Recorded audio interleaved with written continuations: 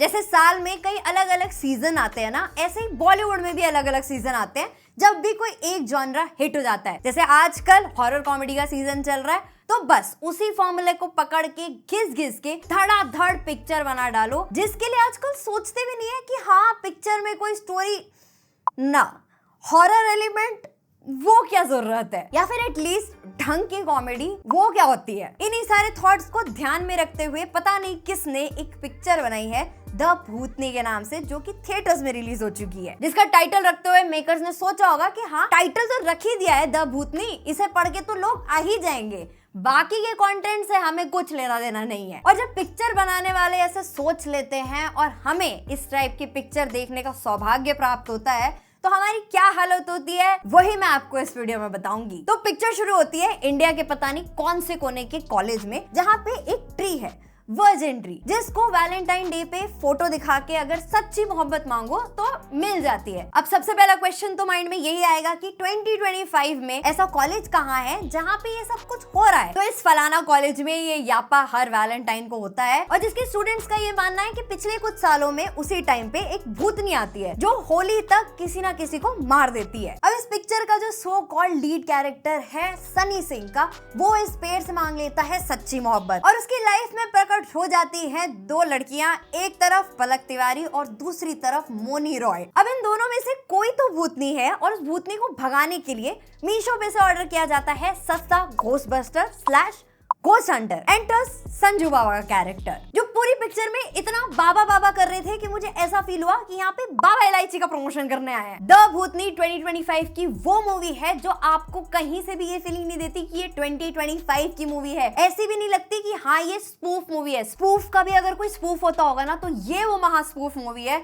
जिसमें किसी के भी रैंडम आइडिया को मिला के हमें ये बना के पकड़ा दिया गया है। और ऐसा नहीं है, पहले भी हॉरर मूवीज आती थी जिनको देख के हंसी आती थी, लेकिन यहाँ पे जब आप हॉरर और कॉमेडी को मिक्स कर रहे हो, एटलीस्ट एक एलिमेंट तो सही से दिखा दो। इसमें हॉरर के नाम पे तो पता नहीं क्या बकवास चल रही थी, मुझे बिल्कुल समझ में नहीं आया। मोनी रॉय मुझे वही करती हुई नजर आई जो वो नागिन के टाइम से करती चली आ रही है। मतलब सर्जरी हुई है लेकिन इतनी बुरी तो नहीं हुई कि उन्हें सिर्फ नागिन, जुनून और भूतनी टाइप के कैरेक्टर्स मिले। और संजू बाबा, आप तो इंडस्ट्री में इतने पुराने हो, आपको इतना तो पता होगा ना किस टाइप की पिक्चरें चलती हैं, इतने सालों का तो एक्सपीरियंस होगा। तो फिर आपने कैसे अपने आप को कन्विंस किया कि आप ये लेदर ब्लैक कोट पहनकर आओगे, ये एलईडी लाइटें और इन्फिनिटी स्टोन लगे हुए शस्त्र निकालोगे और हम आप पे बिलीव कर लेंगे कि हाँ आप इनसे भूतनी को खत्म कर दोगे। मतलब 2025 एआई का जमाना है, इतनी एडवांस टेक्नोलॉजी हो रही है, और उस टाइम पे ऐसे गैजेट्स दिखाए जा रहे हैं। ना कोई इसमें जंप स्केयर था, ना ही इसमें जो मेकअप करा गया है भूतनी का वो डरावना लगता है, हंसी आती है उल्टा देख के, ना ही कोई ऐसे सीन्स थे जिनको देख के इतना सा 0.01% भी डर आपको लगे। ऐसा कुछ भी हॉरर इसमें नहीं था। प्लस कॉमेडी के नाम पे इन्होंने 3 कैरेक्टर्स ऐसे लिए जिनसे जबरदस्ती कॉमेडी निकलवाई जा रही थी, जिनके वन लाइनर्स कहीं कहीं लैंड कर रहे थे, जिसकी वजह से इस पिक्चर को मैं थोड़ा बहुत सर्वाइव कर पाई। अदरवाइज मुझे तो ऐसा फील हो चुका था कि हाँ मेरी जो आत्मा है वो यहाँ पे सो चुकी है, जिसको जगाने का काम 2 लोगों ने जरूर किया, एक बी यूनिक और दूसरा आसिफ खान। इन दोनों के बस कुछ डायलॉग्स और कुछ लाइंस ही थी जिनकी वजह से मेरे अंदर थोड़ी बहुत जान बाकी थी। लेकिन सनी सिंह, जिनको हमने प्यार का पंचनामा, सोनू के टीटू की स्वीटी जैसी मूवीज में कॉमेडी करते हुए देखा है, यहाँ पे ऐसा फील हो रहा था कि जैसे किसी ने बंदे के सर पे बंदूक रखी हो और तब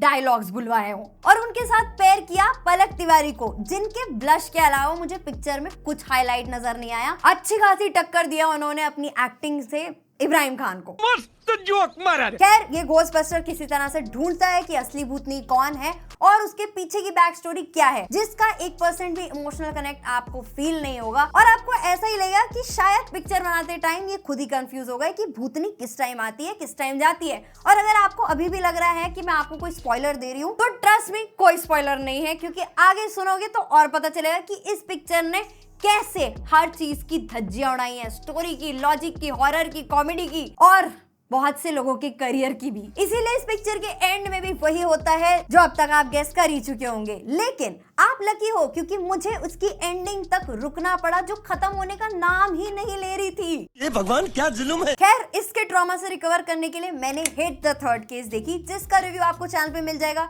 इधर किधर लिंक होगा, वो जाके चेकआउट कर सकते हो। लेकिन जाने से पहले एक मूवी जिससे और उम्मीदें थी, उसके साथ क्या हुआ वो भी जरा सुनते जाओ। एंड सिंस इस हफ्ते इतनी सारी मूवीज रिलीज हुई हैं, तो जैसे हिट द थर्ड केस के बहुत लिमिटेड से शोज थे, सेम केस था तमिल लैंग्वेज की सूर्या स्टारर रेट्रो मूवी का। एक तो पहले से इतने कम शोज थे, और दूसरा जब इतनी मेहनत करके पिक्चर ढूंढ के देखी, 2 घंटे 50 मिनट की लंबी मूवी, जिसने मुझे यही सोचने में मजबूर कर दिया कि क्या इतनी लंबी मूवीज की नीड है जो हम थिएटर में जाके देखें। तुम्हें क्या लगता है, कमेंट करके बताओ। और फिर इतनी लंबी मूवी देखने के बाद यही फीलिंग आती है ना कि एटलीस्ट एंड में तो पे ऑफ अच्छा मिले, क्योंकि सूर्या सर की मूवी है तो कहीं ना कहीं उम्मीद रहती है कि हाँ पिक्चर अच्छी होगी। लेकिन कंगुआ और इसके बाद मैं बस उनसे इतना ही पूछना चाहती हूँ कि क्यों अच्छी एक्टिंग कर रहे हो बुरी पिक्चर में। रेट्रो जिसका ट्रेलर क्या था और पिक्चर क्या है, मतलब कहानी कहां से शुरू होती है, बीच में पिक्चर पता नहीं कहां पहुंच जाती है और कहां जाके खत्म होती है। पिक्चर के फर्स्ट हाफ में आपको इंट्रोड्यूस कराया जाता है पारी से, जो अनाथ हो चुका है और जिसको एक लेडी अडॉप्ट करती है, जिसका हस्बैंड इसको अपना बेटा नहीं मानता, तो बाप बेटे का वो पंगा है। और फिर पारी फाइटिंग वगैरह में ट्रेन हो जाता है, लड़की भी पटा लेता है और क्राइम की दुनिया को